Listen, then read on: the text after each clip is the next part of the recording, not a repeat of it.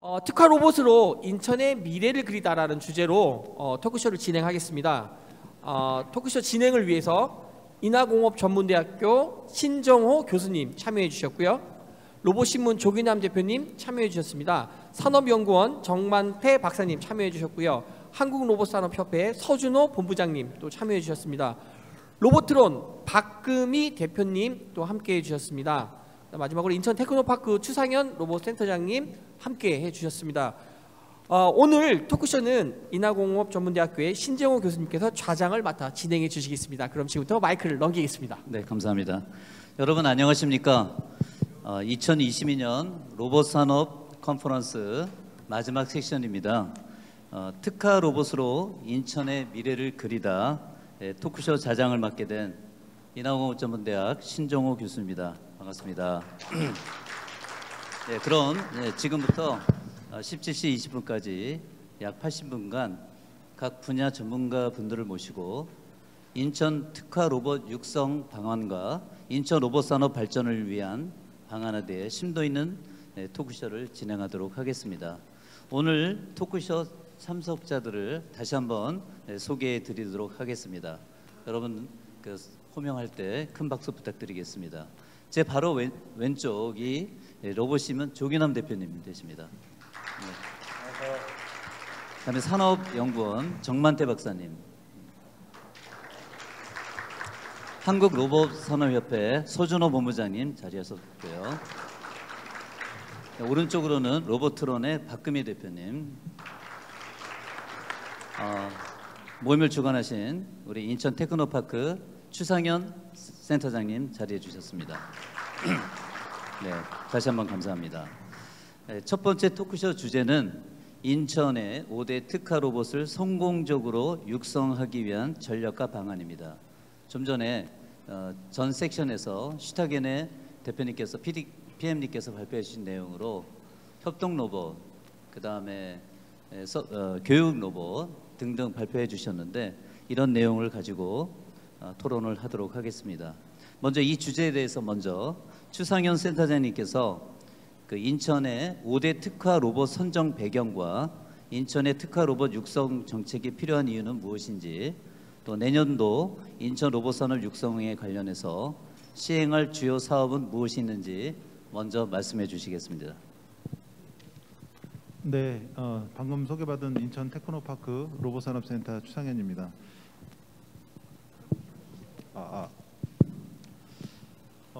저희가 이제 특화 로봇이라고 해서 뭐 이름처럼 이제 나름대로 다른 것과는 조금 차별화된 어떤 육성을 하겠다는 그런 좀 의미가 담겨 있는 정책이고요.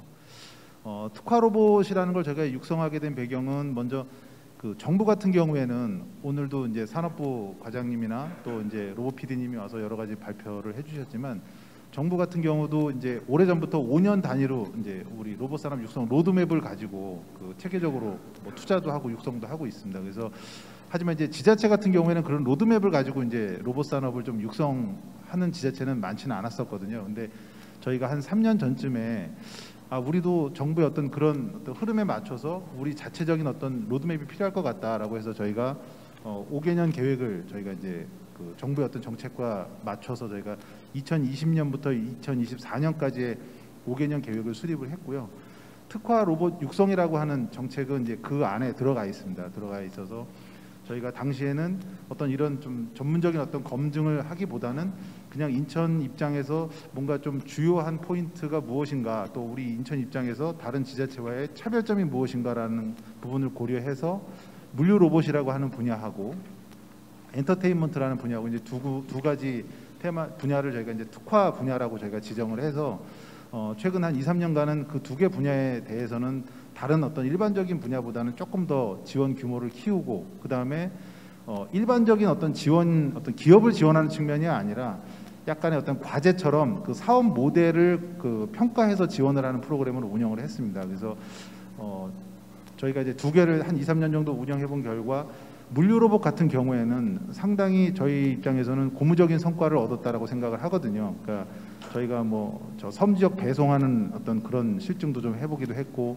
공장에도 해보고, 뭐 그다음에 의료기관에 폐기물을 운반하는 것도 하고, 어떤 그런 과정을 겪으면서 여기서 저희가 또 얻어지는 부분들이 또 뭐냐면 그런 과제들을 하면서 기업들이 어떤 기존에는 만나기 어려웠던 어떤 기관들과의 어떤 협력도 갖게 되고요. 그런 것들이 하나의 또 어떤 수요처를 발굴하는 어떤 기회도 되고 해서 물류 로봇 같은 경우에는 굉장히 저는 그 의미 있는 사업을 잘 진행을 했다라고 생각을 하고 있습니다. 그리고 엔터테인먼트 같은 경우는 조금은 아쉬운 부분이 뭐냐면 이제 저희가 특화 로봇 육성이라는 정책을 시행을 하는 것과 동시에 이제 코로나라는 어떤 상황을 맞이하면서 실제 이 엔터테인먼트 로봇이라는 거는 어떤 공연 이런 컨셉인데 어떤 그런 사람들이 모이는 어떤 그런 어떤 공간들이 굉장히 많이 줄어드는 어떤 그런 상황에서 이제 엔터테인먼트 같은 경우에는 예상했던 것보다 어떤 성과가 높지는 않았지만 그럼에도 불구하고 저 뒤에 보이시는 것처럼 어떤 저 로봇 같은 경우에도 초창기에는 굉장히 좀 저희가 볼 때는 많이 부족해 보였지만 저희 어떤 그런 과제를 통해서 조금씩 업그레이드 해가고 또 해외에서도 좀 주목을 받고 이런 것들을 보면서 저희 나름대로는 굉장히 의미 있는 어떤 성과가 있었다라고 보고 있거든요. 그래서 이런 것들을 조금 더 우리가 확대해보자라는 그런 의미로 해서 저희가 이번에 이제 한 3개 정도의 특화 분야를 조금 더 지정을 하고 또 그런 것들을 기존에 했던 어떤 성공 사례처럼 좀 사업 모델화를 해서 저희가 좀 지원해 보고자 이제 그렇게 특화 로봇이라고 하는 부분을 좀 그렇게 생각을 해봤고요.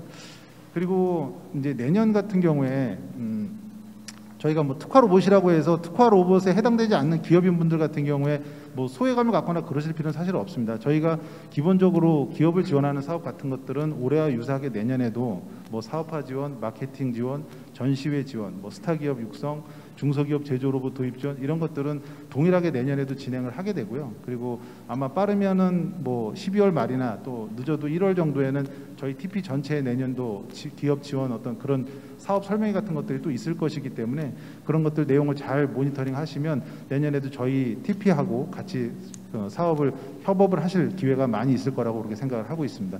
네, 이상으로 간단하게 말씀을 마치겠습니다.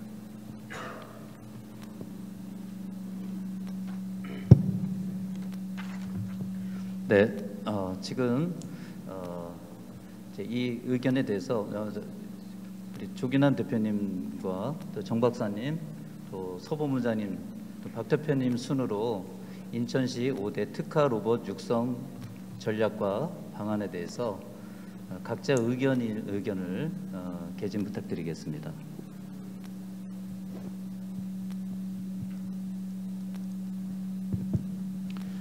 네, 먼저 뭐 엔터테인먼트하고 물류 2개 분야에서 AI 에듀, 그다음에 협동 로봇, 바이오 의료 헬스케어 로봇 등 3개 분야를 추가해 다양한 분야를 일단 육성한다는 것은 뭐 좋은 일인 것 같습니다. 전문가분들께서 인터넷 산업 구조 분석을 통해 3대 분야를 추가한 것이니만큼 뭐 잘 선정된 것 같고요.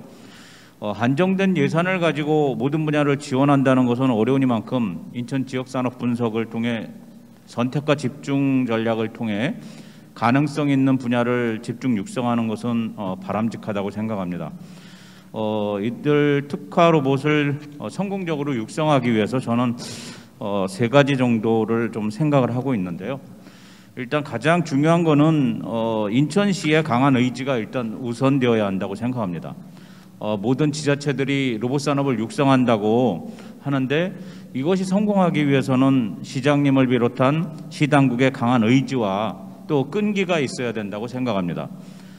로봇 산업은 단기간에 승부를 볼 수 있는 산업은 아니기 때문에 아직은 정책 당국의 강한 의지와 지속적인 투자가 필요하다고 보고요. 두 번째는 5대 로봇 분야의 생태계 조성이 저는 중요하다고 또 생각합니다. 관련 인프라가 잘 갖추어져 있어야 있고 또 관련된 기업이 수직 계열 형태로 부품부터 완제품 기업 그리고 사용처나 구매처 등 이런 연관 생태계가 잘 형성돼 있어야 산업이 발전할 수 있다고 생각합니다. 생태계를 잘 갖춘다면 인천으로 특화 분야 관련 기업들이 많이 모여들 수 있지 않을까 생각합니다. 세 번째는 인천은 남동공단을 비롯해서 많은 기업들이 입주해 있는 산업단지가 많이 발전되어 있는 만큼 아까 협동로봇 얘기들을 하셨는데요. 협동로봇을 육성하기 위해서는 일단 SI 기업을 우선적으로 육성해야 한다고 생각합니다. 대기업에서 중소기업으로 점차 로봇 도입이 확산되고 있지만 로봇 도입을 도입하려는 중소기업 입장에서 보면 로봇 관련 인력을 별도로 채용해서 가져간다는 것은 사실 쉬운 일은 아닌 것 같습니다. 최근 모 로봇 회사에 제가 자문 일을 좀 도와주고 있는데 적합한 SI 기업을 찾지 못해서 되게 어려운 경우를 겪고 있습니다. 산업용 로봇뿐만 아니라 물류나 바이오, 의료, 헬스케어 분야도 SI는 아주 중요하다고 생각합니다. 특정 분야에 특화된 SI 기업을 많이 육성한다면 인천시 로봇 산업 발전에 많은 도움이 될 거라고 생각합니다. 네, 이상입니다.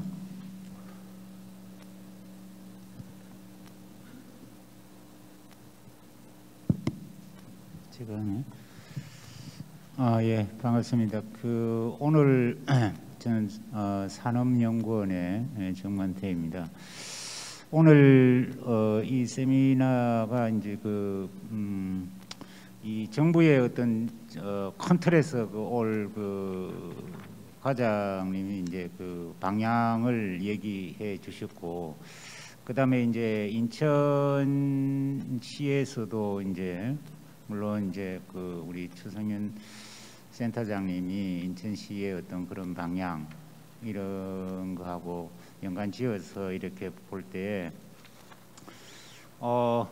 일단 이 5대 분야 특화 분야를 이렇게 하셨는데 아까 발표하신 내용에서 이렇게 보니까 뭐 지금 인천에 주어진 환경 여건이나 그다음에 앞으로 좀 이런 현재의 어떤 그런 여건들을 고려해 가지고 뭐 세 가지 AI 에듀 로봇하고 바이오 의료 헬스케어 협동 로봇 이런 쪽이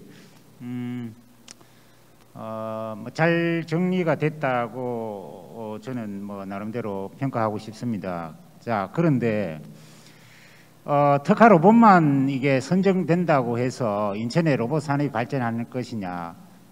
저는 그렇게 안 봅니다.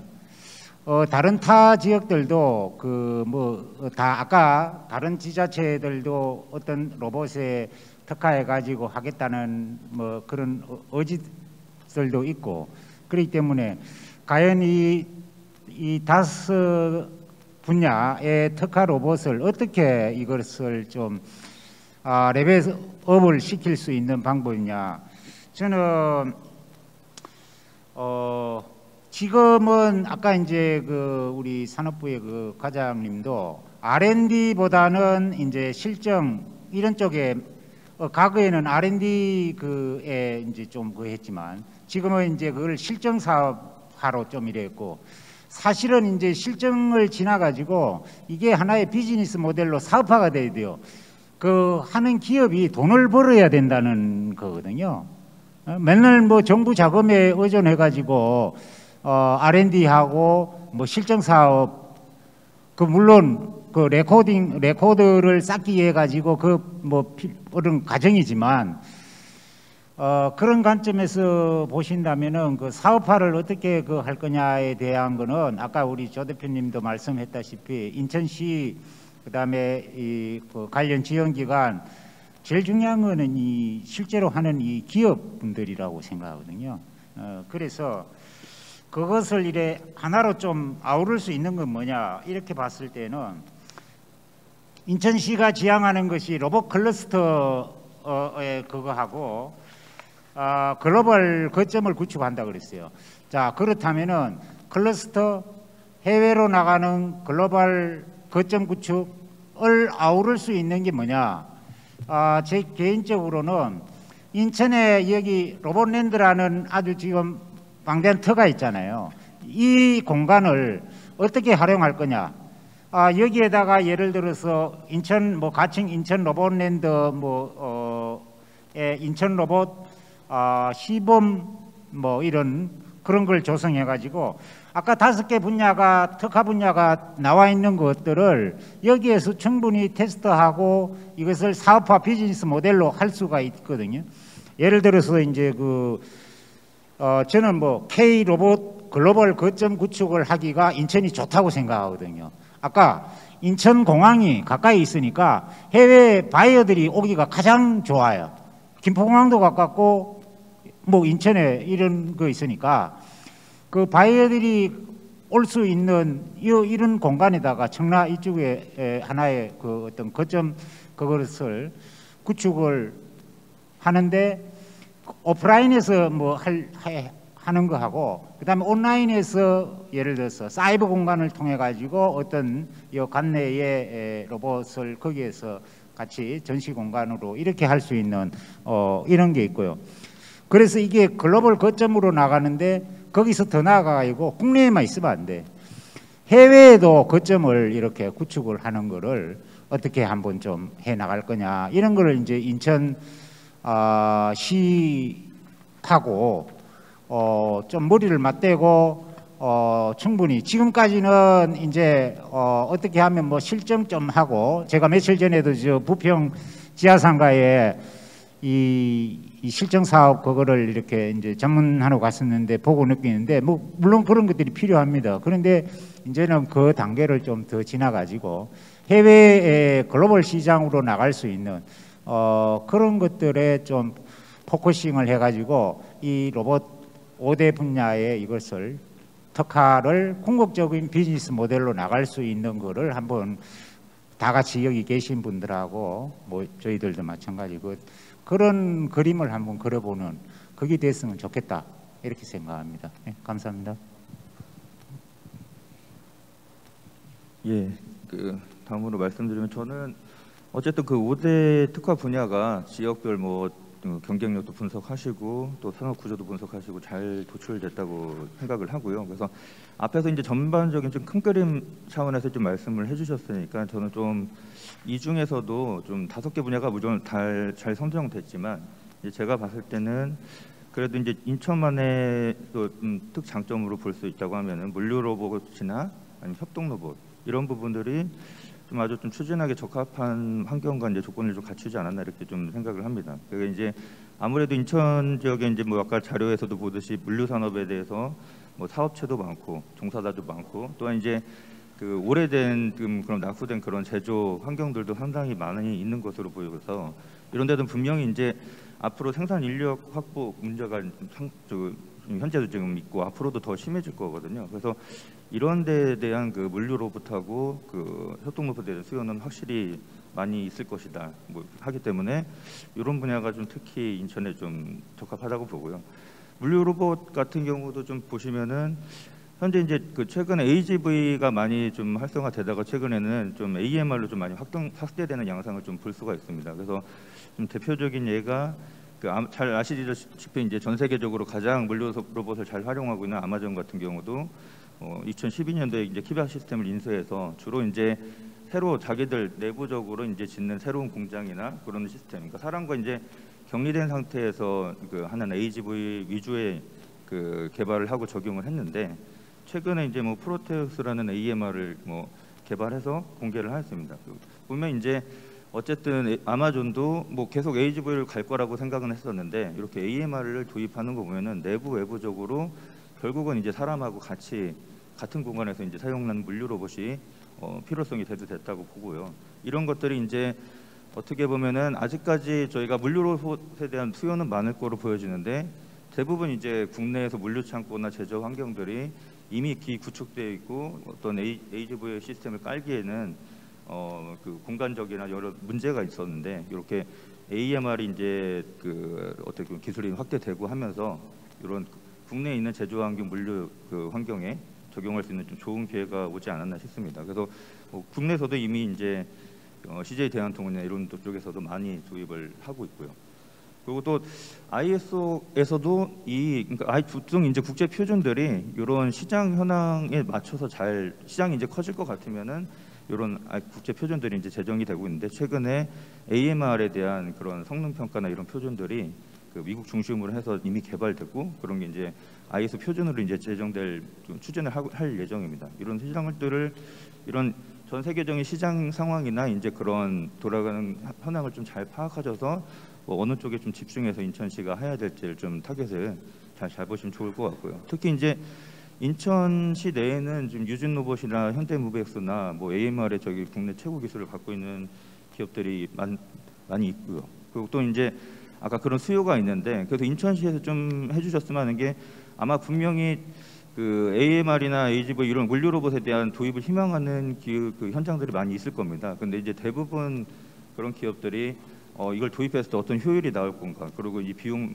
우리가 갖고 와서 실제 운영을 잘 할 수 있을까, 뭐 이런 것들에 대한 고민으로서 이제 그냥 다 나서지 못하는 기업들이 많다고 생각합니다. 그래서 인천시에서 좀 그런 수요들을 많이 발굴하고, 또 이제 우수한 이거 인천시 내에 있는 그런 기업들하고 잘 매칭을 시킨다면은 실제로 현장 적용 기술이나 또 이제 단가 저감을 해서 뭐 최근 이제 중국에서 들어오는 그런 기업들을 경쟁할 수 있는 경쟁력을 좀 키울 수 있다고 봅니다. 그리고 또 현재 이제 정부 지원으로 이제 다양한 연구기관 기업들하고 해가지고 같이 물류창고 로봇 개발 사업도 좀 진행하고 있고, 또 로봇엔드 내에 이제 향후 지금 그 물류창고 로봇 실증할 수 있는 지원센터를 구축할 예정입니다. 그래서 이런 여러 가지 그 상황들을 봤을 때 좀 좋은 인천 입장에서는 이런 물류 분야나 협동로봇 분야가 좀 기회가 되지 않을까 싶습니다. 마지막으로는 이제 아까도 잠깐 나왔지만 어쨌든 모바일 그 물류 로봇 위에 기반에 이제 팔이 달린 모바일 매니플레이터가 이미 지금 제조 환경에서 많이 좀 활용되고 있는데요. 이게 이제 규제가 최근 규제 특구로 인해서 규제가 좀 풀릴 예정입니다. 그래서 이런 규제가 풀리는 현황이라든가, 또 이제 그 모바일 매니플레이터를 운영하기 위한 안전 기준 이런 것들을 좀 시에서도 적극적으로 잘 파악을 하셔가지고 기업들이 이런 규제나 뭐 표준 이런 것들을 빨리빨리 잘 대응할 수 있도록 지원해 준다면은 이제 제조 산업, 그리고 이제 물류 산업, 일반 서비스 산업까지 이제 물류 로봇 분야를 좀 키워갈 수 있지 않을까, 뭐 그런 의견을 드립니다. 이상입니다.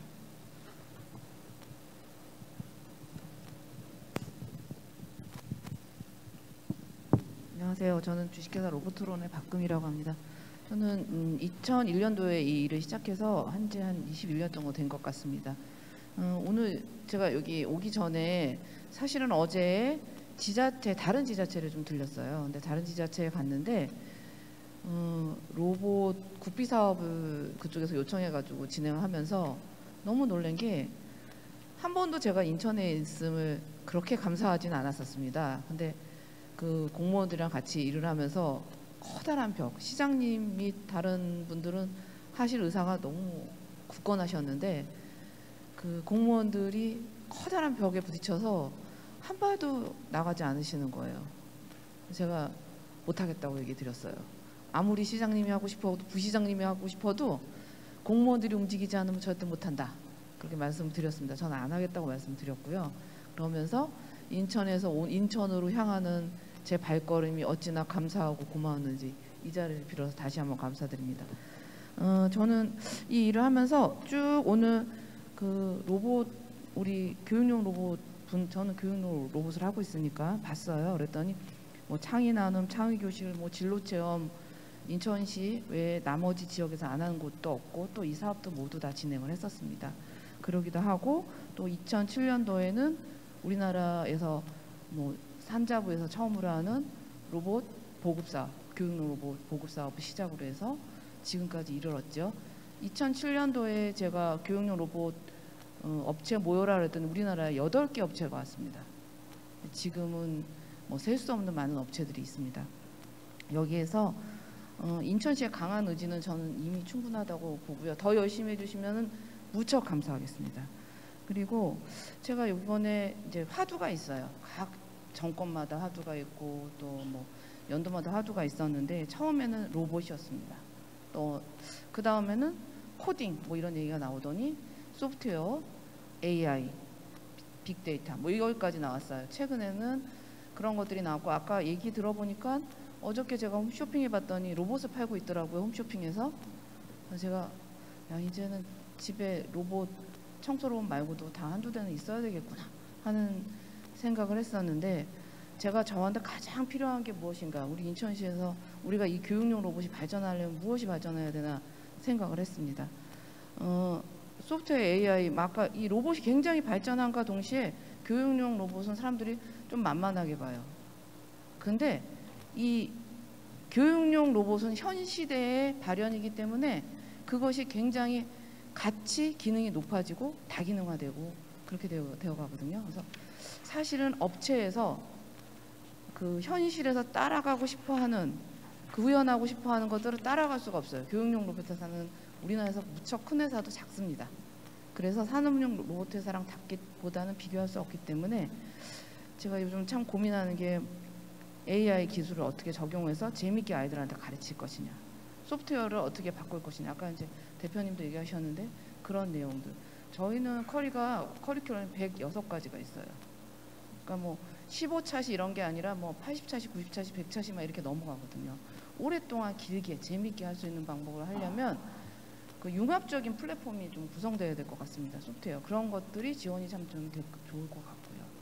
근본적으로 부품이 좀 카메라, 뭐 AI에 들어가는 부품들을 개발해야 되는데 그것들을 위한 그런 지원 사업이 있었으면 참 좋을 것 같고, 또 하나가 이 모든 것들이 진행되려면 좀 자생적으로 성장할 수 있는 기회가 됐으면 좋겠는 게, 사실은 이런 사업들이 벌어지잖아요. 그러면 저희 로보트로는 굉장히 좀 힘들었던 적이 있었던 게 뭐 소프트웨어 역량 강화 사업, 뭐 기타 등등의 사업들이 발생이 되면 인천시에서 매출이 확 줄어요. 학교에 다 무료로 무료로 로봇도 다 들고 가서 다 교육을 시켜주는 거예요. 그럼 우리 회사는 뭘 팔죠?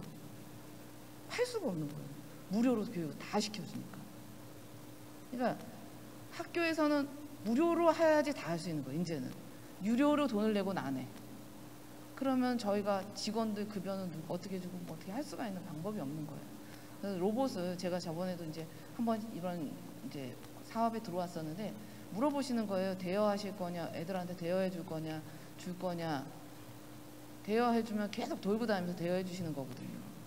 그럼 로봇 업체들은 죽습니다. 살리기도 하시고 죽이기도 하는 거예요. 거기에 들어가지 못하면 죽습니다. 네, 그런 것들 제가 좀 가격하게 말씀드렸지만 그런 것들이 있으면 조금 이해해 주시기 바라고요. 나머지 것들 저희 자상적으로 할 수 있도록 아까 부품, 그 다음에 아까 플랫폼, 또 소프트웨어를 조금 더 업그레이드 시키는 것, 저희가 실력도 그렇지만 그런 것들을 부담하기에는 로봇 만들면서 그것까지 너무 부담스러운 거예요. 그런 것들.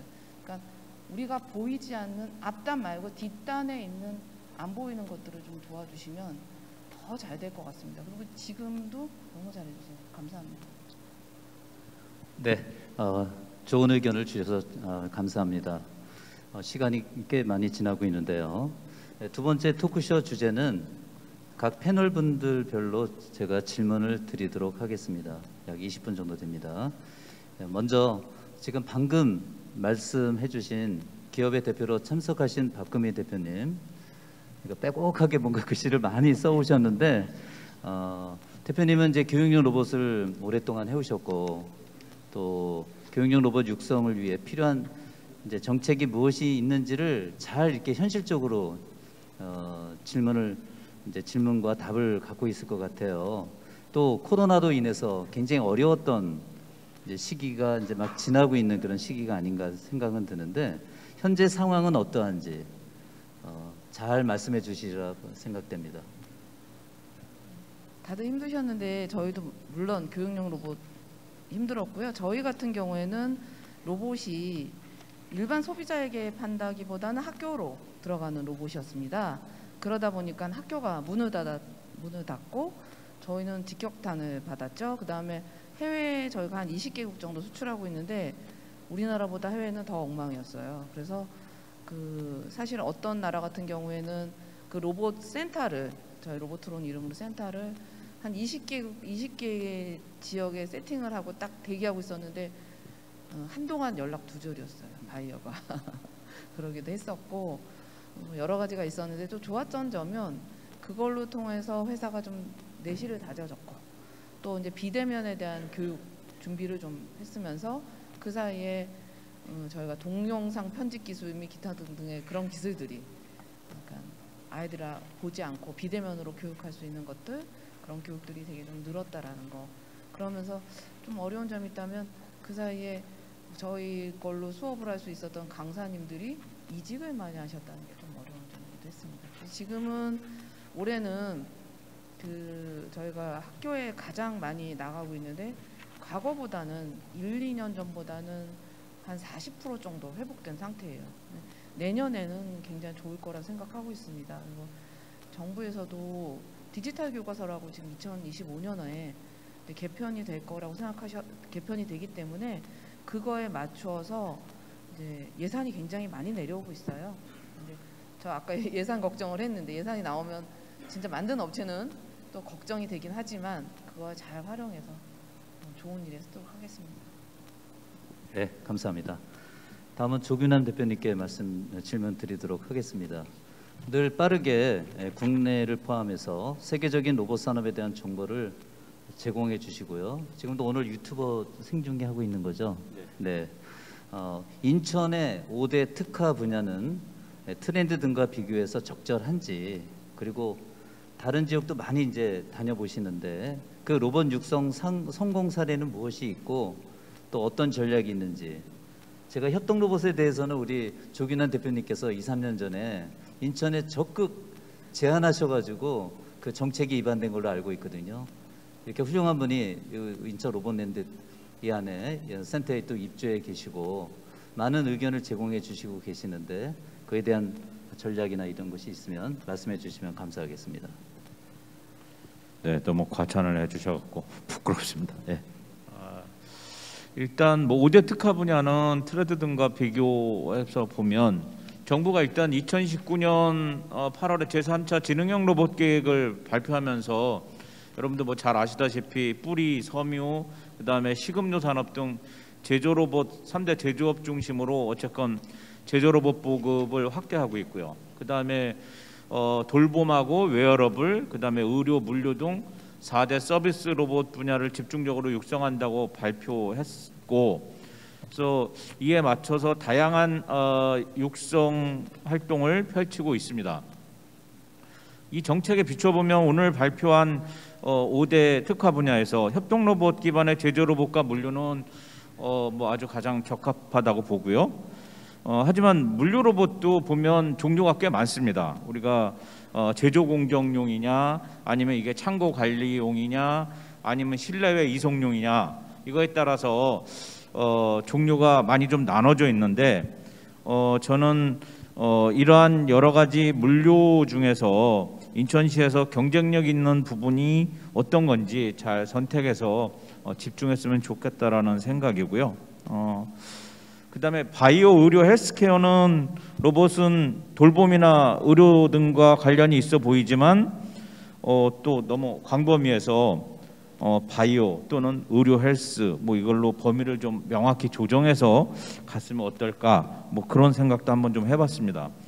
교육용 로봇하고 엔터테인먼트 로봇은 뭐 몇 년 전서부터 인천시에서 특화 로봇으로 육성을 해왔고, 또 다른 지자체에서는 가지고 있지 않은 그런 로봇의 어떤 분야이기 때문에 저는 어떤 인천만의 차별화 뭐 그런 면에서 저는 바람직하다라고 생각을 합니다.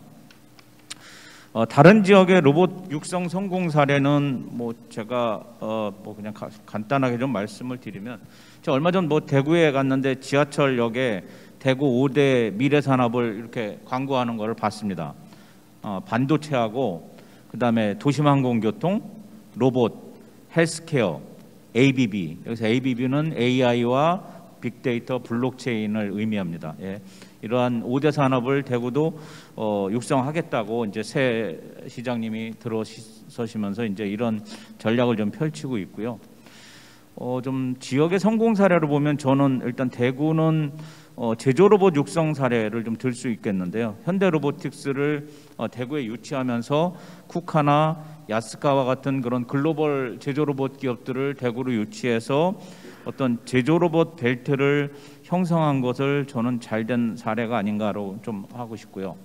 그다음에 포항 같은 경우에는 수중 건설 로봇이나 안전 관련 그런 생태계 조성 등을 좀 잘한 걸로 좀 말씀드리고 싶고, 그다음에 안동 같은 데는 안동을 중심으로 한 경북 북부 쪽에 그 농업용 로봇 관련 기업들을 많이 육성하고 있거든요.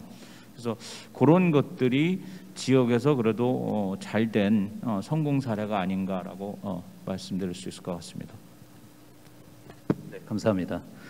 다음은 우리 산업연구원 정만태 박사님께 질의 드리도록 하겠습니다.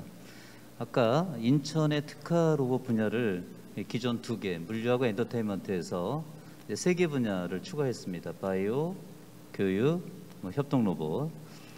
이 5대 분야를 설정했는데 현재의 시장 현황이나 또 인천시 기업 현황이나 잠재력을 보았을 때 적정한지, 그리고 최근 경기 침체나 물가 인상 등 요인이 로봇 산업에 미치는 영향은 무엇이 있는지 의견을 부탁드리겠습니다.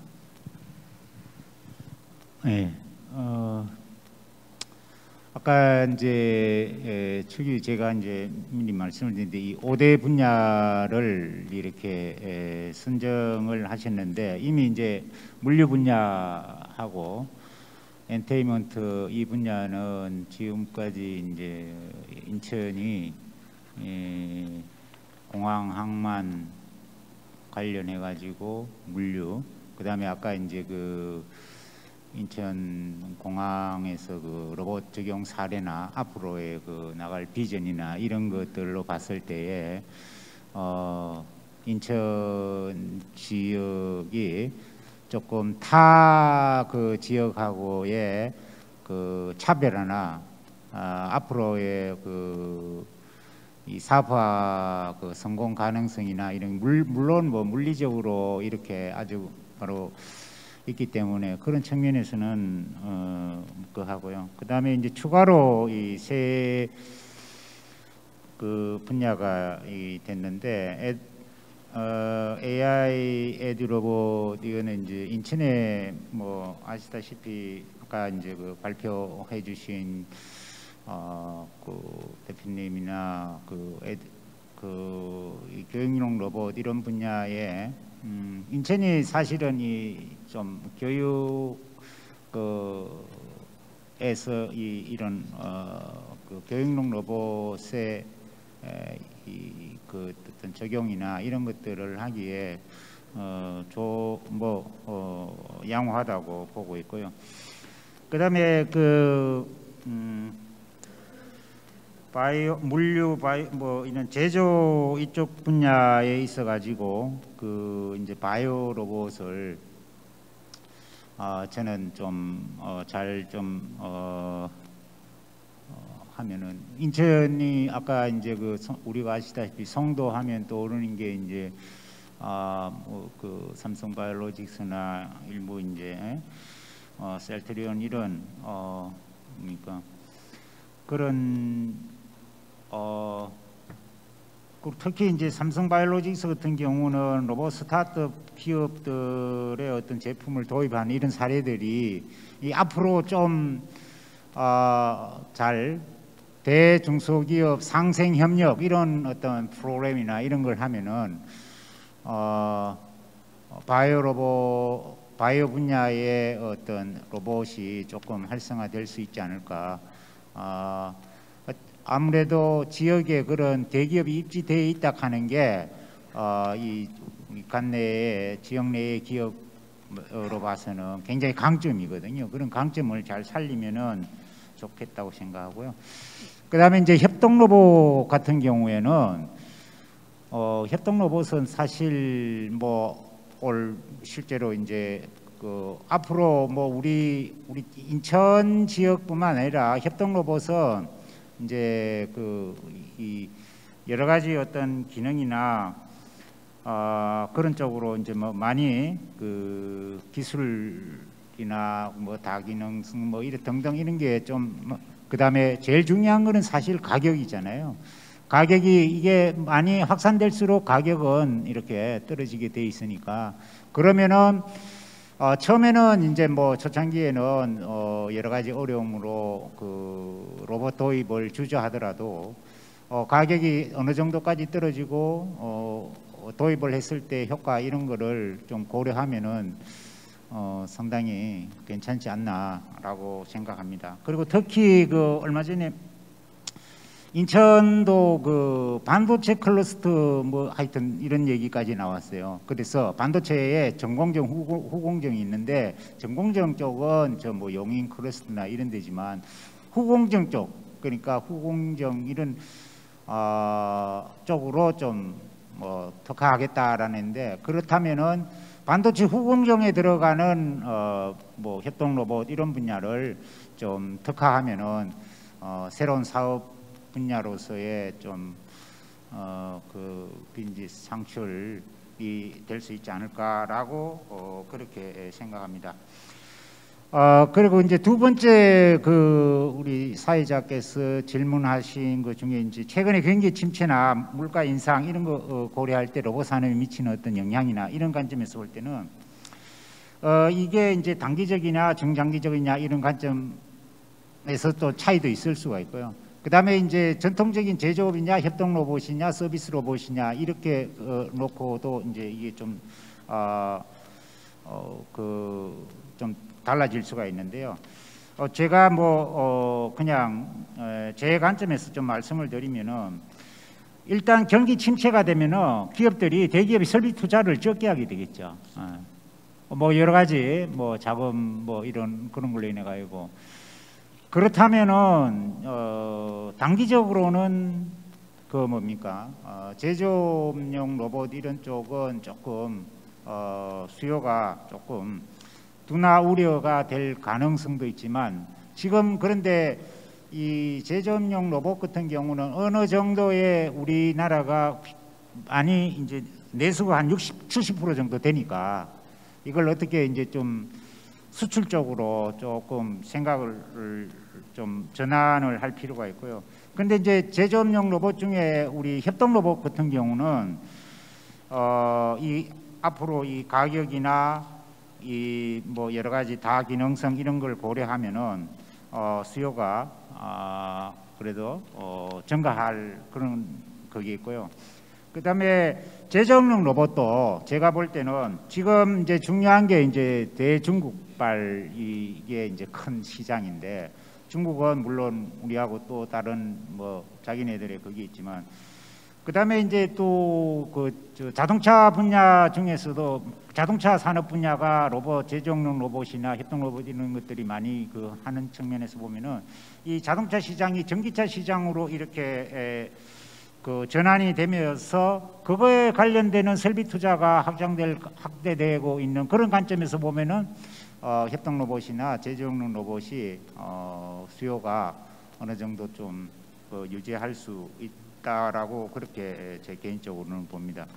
그리고 이제 서비스용 로봇은 이게 아직은 시장이 그렇게 이 산업 사이클 상으로 보면은 이 경기에 물론 어느 정도 영향은 받겠지만 산업 사이클 상으로 봤을 때는 아직 이 성장하는 국면에 있다고 봅니다. 그래서 이것은 협동 로봇 서비스 로봇 예를 물류나 우리 그 식음료 이런 그런 로봇이나 이런 것들은 이제 막 그 좀 도입이 확산되는 이런 시점이니까 제가 볼 때는 서비스 로봇은 그래도 뭐 수요에 크게 영향이 받지 않겠나. 그러니까 이제 중요한 거는 가격이 어느 정도 이렇게 낮아져야 된다는 거. 그 다음에 뭐 AI하고 이렇게 다양한 어떤 로봇 활용. 아까 이제 우리 그 발표자들이 이제 했는 그런 거를 고려해 보면은 그런 다양한 로봇 어떤 활용 사례로 인해 가지고 비용 대비 효과가 올라가야 되겠죠, 그죠? 그리고 가격 문제. 그 다음에 그러한 것들을 충분히 그 할 수 있는 기술력 이런 삼박자가 어느 정도 맞아진다면은 저는 서비스 로봇 이런 분야는 앞으로 얼마든지 상승 국면으로 가능하리라고 봅니다. 예, 이상 뭐 이 정도로 말씀을 드리겠습니다. 네. 네, 감사합니다. 자, 마지막으로 한국로봇산업협회 서 본부장님께 질문 드리겠습니다.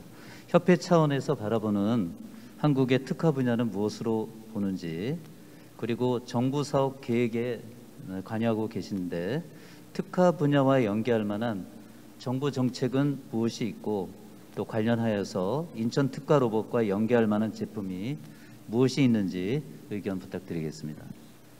예, 그 앞에서도 좀 말씀드리긴 했는데 지금 그 인천에서 그 물류 로봇하고 협동 로봇 기반으로 뭐 5개 잡으셨는데 그 한국의 그 정부에서나 이제 한국에서 특화 분야로 보는 것도 어쨌든 그 시장성이나 이제 뭐 기술력 이런 거 봤을 때는 뭐 협동 로봇이나 그런 그러니까 뭐 협동 로봇을 포함한 전체 이제 그 제조 환경의 자동화 첨단화하는 부분과 또 이제 물류 로봇 부분 이런 부분들이 사실상 좀 크게 보고 있는 것 같고요. 그래서 앞에 이제 물류 로봇 쪽은 좀 설명을 드렸으니까 그런 제조 로봇에 대해서 좀 추가적으로 좀 말씀드리면은 그 현재 저희도 이제 협회에서 그 제조 로봇에 대한 안전 컨설팅 이런 걸 하다 보면 이제 현장을 많이 다닙니다. 다녀보면은 뭐 아시겠지만 대부분 여기 기업분들은 아시겠지만 한 80%가 대부분 그런 험한 쪽에는 이제 국내 한국인이 거의 없거든요. 그리고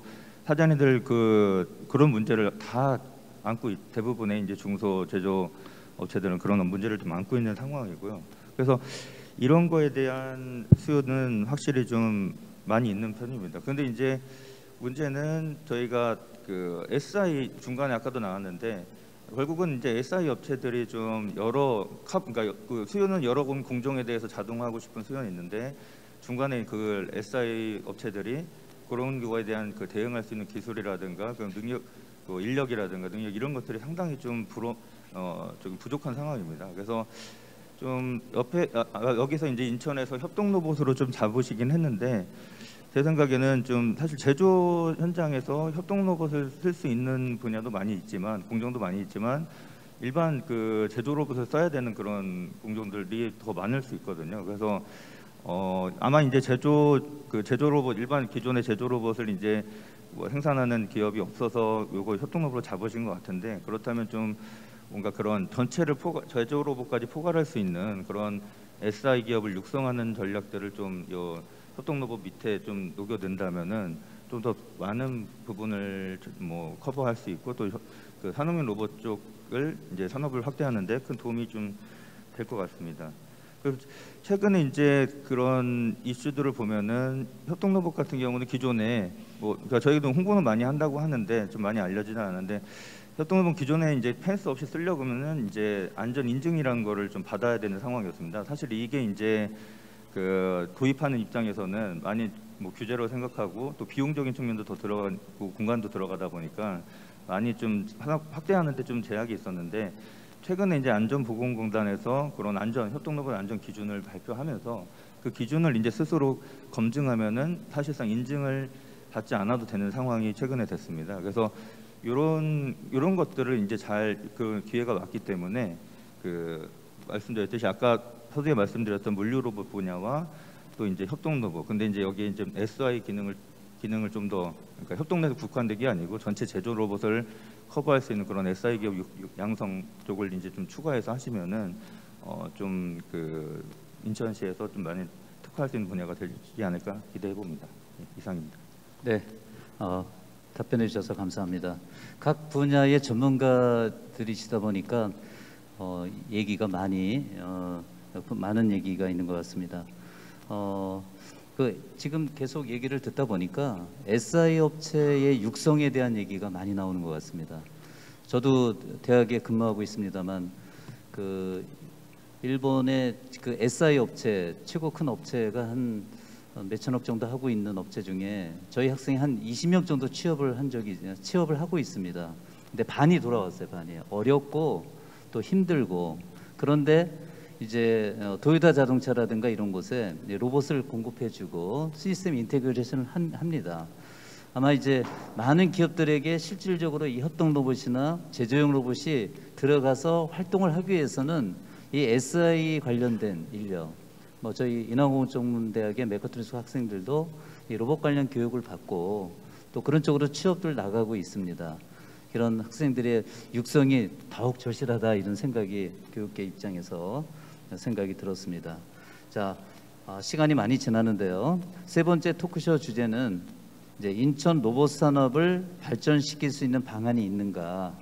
이거는 이제 여러분들이 이제 패널 분들께서 많이 얘기해 주셨기 때문에 이제 추상현 센터장님 중에서 간략하게 어떻게 하면 좋겠는가 하는 의견을 좀 피력해 주시면 좋겠습니다. 네.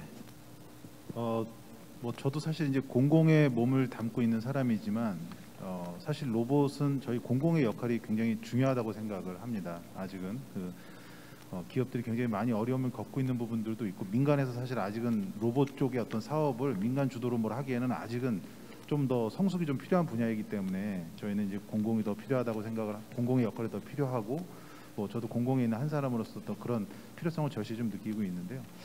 우선 이제 저희 뭐 비단 뭐 꼭 너무 인천만을 이야기하기보다는 로봇 산업에 대한 이야기를 해보면 저는 우선 정부 쪽에 관계되신 분이 만약에 뭐 계시거나 향후에 뭐 유튜브를 통해서 이 영상을 보신다라고 하면 저는 이제 정부에 계신 분께는 이제 그런 말씀을 좀 드리고 싶어요. 그러니까 어떤 정부의 정책을 개발을 할 때 어떤 지역과의 좀 협력의 어떤 모델을 좀 고민을 해주셨으면 좋겠다라는 생각을 합니다. 그러니까 정부의 어떤 정책이 대부분 이제 정부에서 하고자 하는 방향을 가지고 이제 어떤 공개적으로 모집을 해서 뭐 이렇게 정부에서 하고자 하는 어떤 그런 것들을 하다 보니까 지자체라든지 저희 같은 어떤 지역에 있는 공공에서는 마치 이제 그런 거를 예산을 따오기 위한 어떤 그런 식의 목적을 가지고 이제 사업을 하는 경우들이 많거든요. 그러다 보면 결국 그 사업 자체를 뭐 그냥 수행하는 거에 어떤 목적성을 두고 또는 예산을 확보하는 거에 목적성을 두고 사업을 하는 경우들이 굉장히 많습니다. 근데 한때 이제 모 부처 같은 경우에는 수요 조사를 하는데 그런 수요 조사를 하더라고요. 그러니까 인천에서 하고 싶은 게 무엇입니까? 인천에서 로봇과 관련돼서 하고 싶은 게 무엇입니까? 그 하고 싶은 것을 내십시오. 그러면 자기들이 판단해서 필요하면 예산 반영을 한번 해보겠습니다. 이런 어떤 정말 그 지역에서 원하는 것을 해주기 위한 어떤 그런 정책들 저는 굉장히 나름 참신하기도 하면서 이게 정말 그 지역의 어떤 의미 부여를 할 수 있는 어떤 그런 사업이구나라는 생각을 했었거든요. 그래서 어떤 정부에서는 좀 그런 고민도 좀 해주셨으면 좋겠다라는 생각을 좀 하고 또 그런 지역들과 이제 일을 같이 하다 보면 어떤 지역은 굉장히 좀 잘 된 성공 모델이 나올 수도 있고요. 어떤 지역은 조금 부족하고 좀 미흡한 지역이 나올 수도 있을 것 같습니다. 그러면 성공 모델을 또 미흡한 지역에 확산도 하고 또 뭐 미흡한 지역에는 또 뭔가 보완할 수 있는 어떤 그런 것들을 좀 찾아서 도와주고 어떤 이런 지역과의 어떤 협력 체계를 잘 갖춘다면 저는 이 우리 로봇 산업이 지금 모든 지자체가 다 또 로봇을 전략 산업으로 육성하고 있기 때문에 이런 중앙과 지역이 같이 좀 협력하는 모델을 좀 잘 만들었으면 좋겠다는 이런 생각을 좀 가지고 있고요. 또 하나는 저희 이제 뭐 저도 이제 인천에 소속이 돼 있지만 뭐 인천시에 관계되신 분들께 좀 말씀드리자고 하면 특화 로봇을 선정하는 것도 중요하지만 이제 어떻게 육성하는지도 중요합니다. 그리고 그 육성하는 데 있어서 제일 중요한 것 중에 하나가 결국 예산이죠. 그러니까 예산이라고 하는 것들이 뒷받침이 되지 않는 정책은 사실상 그냥 페이퍼로서 끝나는 경우들이 많거든요. 그렇게 되면 어쨌든 저희가 이런 토론을 하거나 이런 많은 분들과 같이 이야기 나누는 어떤 이런 자리가 사실 어떻게 보면 현실적이지 않은 이야기들로만 대화가 오갈 수도 있습니다. 그러니까 저희가 특화 로봇을 어떻게 육성할 것인가, 그러니까 선정도 중요하지만 어떻게 육성할 것인가라는 부분들을 저희가 당연히 고민을 하겠지만 그에 따르는 필요한 어떤 예산이나 이런 것들은 지자체에서도 적극적으로 뭐 지원을 많이 해주셔야 된다. 이제 이런 생각을 좀 가지고 있고요. 그리고 결국 이제 인천하면 이제 로봇 클러스터라는 컨셉으로 저희가 이제 로봇랜드라는 사업을 바꿨기 때문에 기업분들 이제 로봇 산업 클러스터의 어떤 주인은 사실은 이제 기업입니다. 과거에 뭐 테마파크 때는 어떤 놀이동산 같은 그런 개념이었지만 이제는 어떤 기업이 주인인 어떤 그런 곳으로 사업 계획이 바뀌었기 때문에 내년에는 우리 사업에 기업인분들의 어떤 많은 접점이 좀 필요합니다. 그래서 저희가 원래 인천 협회나 이런 것들도 좀 만들려고 준비를 했었는데 뭐 여건상 그러지 못했는데 내년에는 좀 그런 것들을 좀 적극적으로 좀 시도해 볼 생각을 갖고 있으니까요. 기업인분들은 어떤 그런 협의체나 협회나 이런 부분들에 적극적으로 좀 동참을 해 주신다면 저희 인천 로봇이 조금 더 한 단계 성장하는데 많은 도움이 될 것 같습니다. 네, 이상입니다. 저는 너무 잘 해주셔서 이때까지 센터장님 감사합니다. 그리고 저는 사실 이거 깜짝 놀랐는데 이거 예산 다 준비되고 특화하신 거 아닌가요? 이제부터 준비하시는 건가요? 예, 이거 외빈께서는 이거 꼭 잊지 마시고 저희 사실은 인천은 너무 열심히들 하세요. 그래서 좀 예산 많이 주셔서 근데 중복되지 않았으면 좋겠어요. 이제 뭐 될 수 있으면 뭐 거의 보면 사업들이 비슷비슷하게 진행되는 것들이 있는데 잘하는데 밀어주고 또 잘하는 것들 하는 것이 참 좋은 것 같아요. 그래서 각각 특징이 있잖아요. 그래서 거기에 맞춰서 했으면 좋겠고 저희는 이 로봇랜드는 초창기부터 같이 했었거든요. 근데 이 발전 과정을 계속 봤는데 이제 코로나도 이제 거의 끝나가니까 큰 기대를 갖고 있습니다. 잘 부탁드립니다.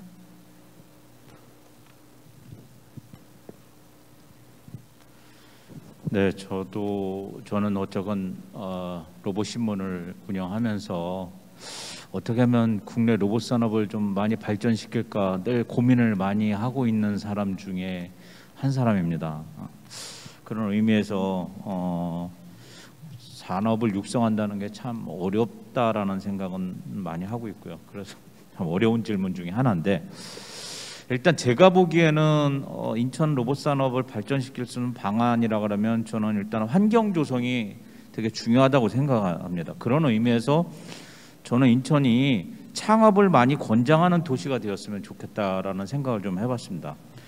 미국의 실리콘밸리나 뭐 덴마크 오덴세 같은 그런 클러스터들을 보면 창업 열풍이 되게 굉장한데, 우리나라는 젊은이들이 안정된 직장이나 아니면 직업만 선호하고 있는 게 되게 좀 안타깝다라는 생각이 들고요. 그래서 획기적인 창업 유인책이나 또는 인천에서 로봇 기업들을 많이 창업할 수 있게 어떤 정책적인 지원을 좀 많이 해줬으면 좋겠다라는 생각을 좀 하나 가지고 있고요. 그리고 최근 정책 당국에 계신 분이나 아니면 학교에 계신 분이나 여러분들을 만나면서 제가 여러 경로를 통해서 이제 좀 이 얘기를 하고 있는데, 인천에 로봇 기업들이 창업해서 자기가 원하는 시제품을 한 곳에서 만들어 볼 수 있게 제품 설계서부터 디자인, 시제품 제작, 또 테스트, SI, 또 교육까지 이런 것을 한 곳에서 좀 할 수 있는 그런 종합적인 로봇 리서치 인스티튜트가 인천에 구축됐으면 인천 로봇 산업이 더 발전할 수 있지 않을까, 그렇게 생각합니다. 감사합니다.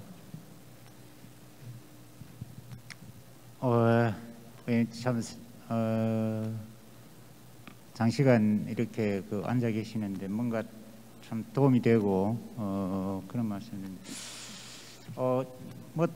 제가 볼 때는 로봇 산업이 하기 위해서 첫째는 이제 중앙 정부의 의지가 중요하고요. 중앙 정부에서 어느 정도 로봇 산업에 대한 그런데 아까 보니까 중앙 정부에 대한 의지는 예산이 일단 줄지 않았다는 거.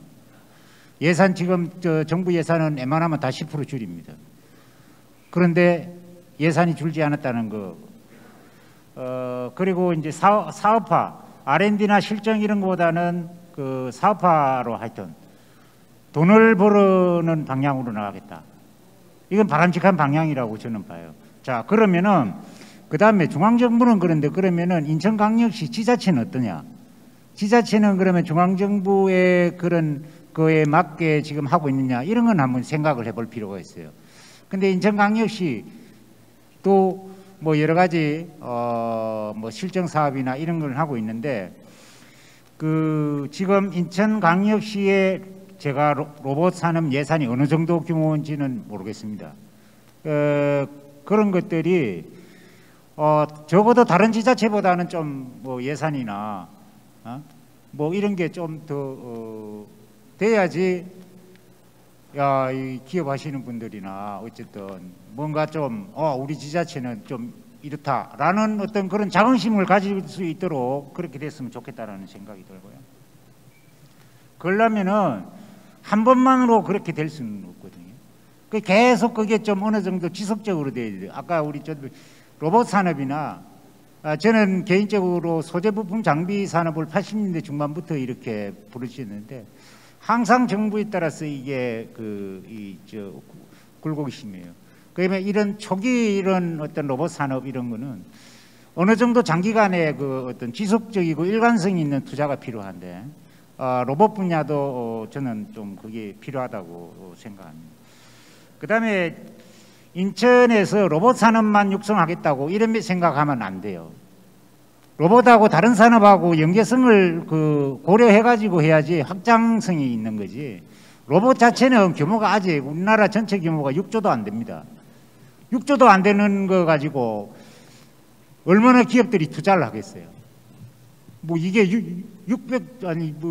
한 60조 뭐 이래 되면은 또 모르는데 6조 그 정도 시장 가지고는 그래서 이 로봇 산업 안에서만 문제를 찾으려고 하면 안 되고 로봇하고 연관성이 있는 로봇의 기술이 녹여 들어갈 수 있는 산업들이 뭔가 그거는 여기에 계신 기업 하시는 분들이 그거는 엄청 많이 좀 그 해야 되지 않겠나 이런 생각이 들고요. 제가 이제 마지막으로 하나는 지금 우리 푸드 식음료 로봇 이런 거 생각하는데 저 샘플로 나오는 거에 보면은 이제 튀김 로봇 그다음에 커피 바리스타 로봇 이런 게 나오는데 저는 이런 생각해요. 한국 하면 가장 대표적인 음식이 뭐냐? 우리나라의 민족성하고 관련된 게 뭐냐? 이렇게 생각하면 비빔밥이거든요. 그럼 뭐 비빔밥 보고 하는 로봇 같은 거는 왜 로봇 하시는 분들이 그 비빔밥 재료 몇 개 갖다 놓고 협동 로봇 적용해 가지고 그러면 일선이 엄청 그 세이빙 될 것 같은데 여기 계시는 분들 혹시 그 시험료로 그런 로봇 하시는 분들이 한번 생각하면은 이거는 우리나라의 그 로봇의 그 이미지나 우리의 어떤 그 비빔밥하고 관련되는 또 그런 스토리텔링이나 이런 걸로 봐서는 상품성이 있다고 보거든요. 뭐 제가 기분 전환상 그렇게 한번 제안을 해봤습니다. 하여튼 장시간 고맙습니다.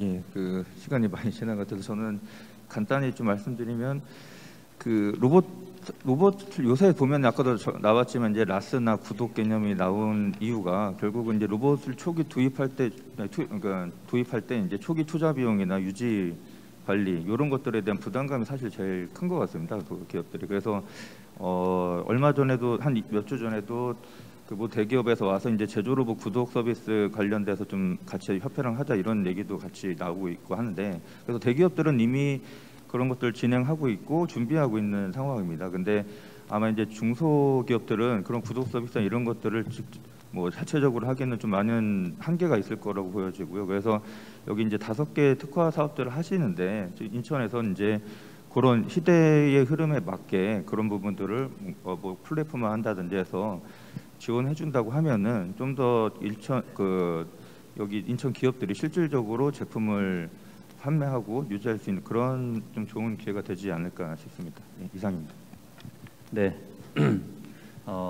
패널 여러분들께서 질문에 답변을 잘해 주신 것 같습니다. 이 자리에는 오랜 시간 많은 관심을 갖고 또 여기 입주해 계신 분도 계시고 또 인천 관내에 많은 곳에서 오셨습니다. 플로어에서 혹시 오늘 주제와 관련해서 좋은 의견이나 또는 질문할 내용이 있으시다면 손을 좀 들어주시고 그러면 이제 마이크 드리도록 하겠습니다. 한두 분 정도 시간이 꽤 많이 흘렀지만 의견을 개진해 주시고 있으시면 말씀해 주시기 바랍니다. 네. 우리 고 대표님이신가요? 네. 네, 마이크 좀 갖다 주시겠습니까? 네. 그래도 마이크 가져다 주세요. 예.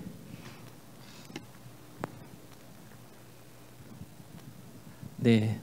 저는 인천에서 그 로봇 디자인을 하고 있는 디자이너즈 킹덤 대표 고상윤이라고 합니다. 그 3년 전에 이거 컨퍼런스 할 때 질문했다가 갑자기 막 배가 아파가지고 응급실에 한번 갔어가지고 오늘은 질문 안 하고 조용히 앉아 있으려고 그랬는데 사실 궁금한 게 많이 있고 또 말씀해 주신 거에 또 좀 얘기하고 싶은 것 부분을 또 얘기해 주신 게 많이 있으세요. 그래서 내년에는 좀 더 그 달라지는 부분이 많이 있겠구나 하는 긍정적인 마인드를 가지고 있고요. 지금 아까 이제 우리 박사님, 정태환 박사님 말씀해 주신 게 정답인 것 같아요. 왜냐면 저희가 3년 전에 인천시에서 지원해 주셔서 이제 그 외국에 나가서 이제 저희도 이제 영업들을 하다 보니까 그 진동닷컴이라고 그 물류 쪽 부분에서 이름이 있으신 중국 회사에서 저희한테 이제 뭐 디자인 문의라든가 이런 것도 하신 적이 있었는데 그 중에 한국에 대해서 알아봐 달라고 했었던 게 있었는데 거기는 물류 부분에 대한 얘기만 할 줄 알았는데 한국에서 돼지를 얼마나 키우냐고 물어보시더라고요. 중국 내에서 자기 돼지라던가 이런 부분에 로봇 인프라 부분을 그쪽에 적용을 해보려고 또 자기네들이 적용한 부분을 한국에 접목을 하려고. 그러니까 거기에서 느꼈던 부분은 뭐냐면 로봇 하시는 분들이 그 아이템 부분을 사실은 여러 가지로 문제 해결할 수 있는 부분에 대한 걸 찾아보면 좋겠다라는 부분에 대한 어떤 포커스라고 생각을 하고요. 또 실질적으로 제가 생각할 때는 여기에 계신 분은 못할 것 같아요. 사실은 이제 우리 이제 교수님도 계시지만 인천에 이제 제가 디자인 쪽이다 보니까 디자인에 관련된 인천에 학교가 여러 곳이 있습니다. 또 인하대학교 전문대학교도 마찬가지고 실질적으로 어떤 그 개발이나 아이디어에 대한 모델들을 학교에서 교수님들이 좀 찾아주시면 굉장히 좋을 수도 있어요. 다른 생각으로. 왜 그러냐면 저희가 이제 로봇을 디자인하다 보면 관점이 생산하시는 분들은 내 것만 생각을 하세요.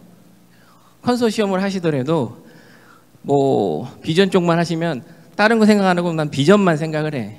그러다 보니까 그거 자체에서 어떤 확장이라든가 이런 부분이 사실 어려운 부분이 많이 있거든요. 그래서 저는 사실은 인천에 있는 학교 쪽이나 그런 부분을 생각할 수 있는 아이디어 공모라든가 이런 거를 통해서 조금 적은 예산을 가지고 어떤 접목을 할 수 있는 아이디어를 좀 얻을 수 있는 부분이 뭐 지금 센터나 또 학교 쪽에서 이루어지면 좋겠다라는 부분에 대한 거가 사실 있고요. 또한 어떤 그 아이템 부분을 아까 이제 인천공항공사에서도 오셨지만 돈이 있는 곳에서 접목을 할 수 있는 아이템들을 만들어서 아까 비빔밥 얘기를 하시는데 업체에다 그거 얘기하시면 팔러 다니기 어렵잖아요. 비빔밥 전문회사 비비고 그런 전문회사만 사실 할 수 있는데 테스트 모델 부분을 사실은 인천공항 쪽이나 이런 부분에 제가 알고 있기로는 지금 코로나 전에 인천공항이 엄청나게 돈을 많이 번 걸로 알고 있어요. 그런 부분에서 사실은 시험 모델들을 접목할 수 있는 것들을 아이디어를 만들어서 그 테스트 모델을 만들어서 할 수 있는 부분에 대한 게 있으면 좋지 않겠나. 또 관광공사라든가 이런 부분에 지금 물류도 그렇지만 실제로 관광에 관련된 부분도 분명히 필요하거든요. 그래서 아까 정 박사님 말씀해 주신 것처럼 그런 모델들을 끌어내야 되는데 사실은 여기에 계신 분들보다 좀 아까 뭐 클러스터 만들고 창업 얘기하셨지만 실질적으로 학생들이나 학교에 그런 부분들을 많이 던져주시면 적은 예산으로 좋은 부분을 만들어낼 수 있지 않을까라고 생각합니다. 이상입니다. 네, 대표님께서는 많은 로봇 기업들을 방문하시고 또 조언도 하시고 그러다 보니까 의견이 많으신 것 같습니다. 그동안 좋은 의견 주신 거 감사하게 생각합니다. 자, 오늘 논의된 내용들이 인천 특화 로봇 발전 및 로봇 산업 발전에 많은 도움이 되었으면 좋겠습니다. 장시간 토론에 임해 주셔서 진심으로 감사합니다. 또 장시간 토론과 또 강의 또 토크쇼 등에 경청해 주신 여러분들께도 감사를 드리겠습니다. 모두 수고하셨습니다. 감사합니다.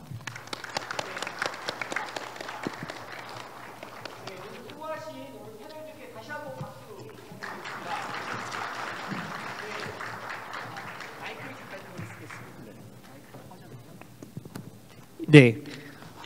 저는 2018년도에 로봇타워에 입주해서 두 가지를 배웠습니다. 하나는 협업하는 법을 배웠고 하나는 실천, 행동으로 옮기는 걸 배웠습니다. 오늘 많은 정보들을 얻으셨을 텐데 이제 공은 여기 계신 대표님들께 넘어간 것 같습니다. 추진하시고 실천하셔서 2023년도에는 더 멋진 사업들을 하시기를 기원하면서 오늘 2020 인천 로봇산업 컨퍼런스의 모든 활동은 마치도록 하겠습니다.